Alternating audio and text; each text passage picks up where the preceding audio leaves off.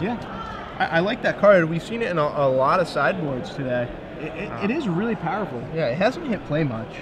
Yeah, I wonder why. It just, if you're able to ramp it into play with Arbor Elf, with Avacyn's Pilgrim, just with pretty much anything, you know, your opponents obviously are going to have all these powerful spells. People build their decks with powerful spells, not just only powerful creatures, but if you have this card in your deck, you're like, you know what, I'm just going to play all the most powerful creatures, right, and play my deck that way. So Adam is, so is this going to be game 3? And it looks like Adam is going to be on the play. All right, so we got confirmation there. And I don't know, I'm kind of excited. Both these guys look to be having a good time.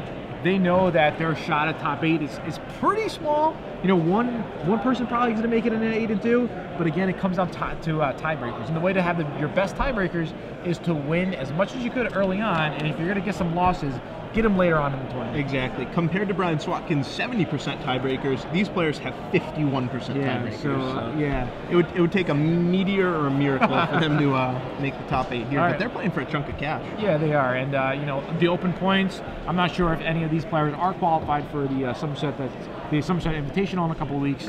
So they're definitely going to try to get as many points as they could to try to help that goal. Right.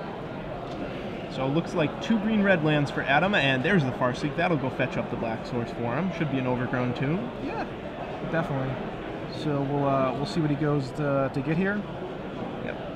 Oh, Watery Grave? Oh, okay. Yeah. I have the decks backwards. Yeah, no problem. Yeah, he wants to get the blue mana just because he wants to be able to cast as a static caster to help out his combo. Right. Yeah.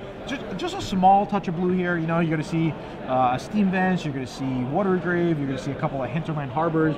But other than that, it's basically Jund colors. Yeah, it's really only for the Izzet Staticaster. Exactly. And a few Ralzarics in the main deck. Yeah. Yeah, Ralzaric is a really nice combo with Izzet Staticaster, like I mentioned before. It's also nice to be able to go turn 2 Farseek, turn 3 Ralzaric, turn 4 Rorikdar. Wow. Yeah, that's pretty sick. That's an opening right there. So then your opponent has to be able to Planeswalker and a 6/6 without casting non-creatures. Exactly. So there's another Farseek. So Adam is just really worried about, you know, I want to build my mana. I want to build my mana, and then he'll be concerned about dropping bombs, dropping the pedal to the metal combo in a bit. Right. So post sideboard, how many parts of the Nightshade Peddler combo are in Adam's deck?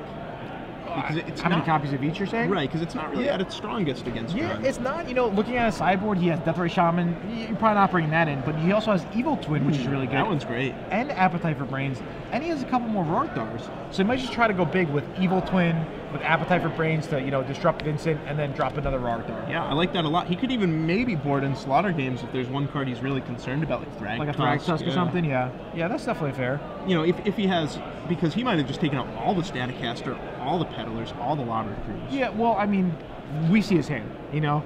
We know that he didn't take it all out, but maybe Vincent thinks he did. Right. You don't really know. And so doing Huntmasters here, now, the thing with Huntmasters is that if you want, you could pass, and then both Huntmasters are going to go on the stack. Right. So it's really tough to be the player playing the Huntmaster when you don't want to be the player playing the second Huntmaster, for example. Yeah, and this is really going to favor Adam here. If he just passes the turn right now, he's going to be able to kill his opponent's Huntmaster pretty much for free. Get a 4/4 Trampler out of the deal. Yeah, the way it works pretty much is that during your turn, triggers go on the stack, and then your opponent's triggers go on the stack. Right. So then your opponent's triggers will resolve first. So I think that's what Adam's explaining right now. Yep, it's active player, non-active player. Yep. So non-actives will go on first, which means Adam has the 4/4 Trampler versus nothing. Yeah. All right, so Vincent draws a Thragtusk. I see a hand of Rakdos Return. I see Appetite for Brains. I think he wants to clear out Adam's hand. So Vincent casts Fugue on Adam, discard 3 for 5 mana. So Adam will only have 2 cards left, is that correct? Yeah, and that's pretty easy. Peddler, Staticaster, probably. Yeah. Just dump out the pieces of the combo. Like I said, not really at their best against Jund anyway. Yeah, I think you definitely want to hold on to that Evil Twin. I think that's a really important card in this matchup. Yeah. So Vincent clears out a good chunk of Adam's hand. But Adam has this 4/4 that's going to just keep beating down. Yeah, so Adam draws. He now is up to 3 cards. It looks like he's probably going to play the Summer Falls in the second Huntmaster. Yeah, I like it. Yeah. Imagine if you had a Rurikthar right there. Yeah, forget about it. A Miracle Bonfire would be really nice here from Vincent. We'll see if that works out or not. Yeah, he for sure has all 4 in after sideboard. But nope, he misses. What is Vincent going to do? I'm loving the tweets. You guys are sending lots of nice tweets in. Keep up all the tweets. You know, Keep it feels tweeting. good. Yeah, keep tweeting. If you're home, Twittering. watch the coverage, tweet, and play some Magic Online. There you go. All right, so Appetite for Brains takes the Evil Twin, and then Vincent says, all right, you have no hand. Here's my Thrag Tusk. Huntmaster's going to flip back down, which will get Adam another wolf token. Yeah, I know that's pretty good for Adam. He couldn't really attack this turn anyway. Well, so now he'll just be able to pass the turn without playing a spell. yeah, and then the double flip, Right. You know? Kill the Thrag Tusk and have a pair of 4/4s to show for it. Yeah. Pretty much Adam decides to play a land because his best draw right now is a Keswick Wolf Run. So he wants as many lands in play as possible. Right, you know, holding it, sure, you could say I'm going to bluff something, but your opponent's not going to play around anything. Exactly. Yeah, especially in like a Pellet to the Metal type deck. Maybe if you were in an Esper control deck. That's one If you were a thing, Blue White Red Flash deck, you might want to hold on to stuff, but here you don't really want to. So Vincent down to, what is that, 15? Yep. 13. Or Should be at 13, I believe. Unless we... well, there was 5 from the Thrag Tusk. Okay. There was, and 6 from the Huntmasters.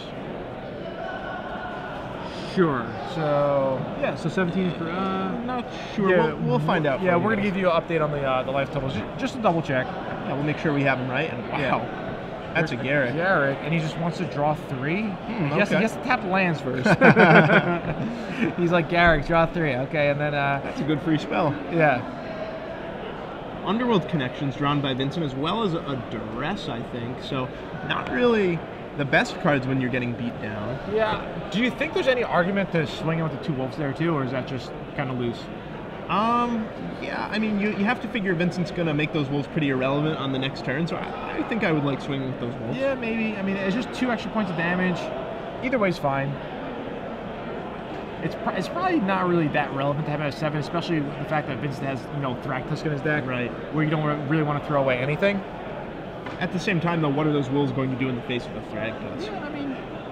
Or in the face of a Beast token. Yeah, or in the face of a Vampire Nighthawk. Yeah, or... I guess the best thing for it, like we said before, is the Keswick Wolf Run. So I think it's right for Adam not to swing in there. Okay, fair enough. Wow. Okay. Ooh. So he's gonna tap that Nighthawk. Now I think he attacks with everything. Yeah. Okay, and he does just that. Yeah, definitely well played by Adam. And there's the hand. All right, so Adam with his Pedal to the Metal Lava Crew deck. I mean, he's pretty much playing a 58-card deck with just 2 Lava Crews. He's like, you know how I'm gonna deck tech? Yep. I'm going to play 2 Lava Crews. Exactly.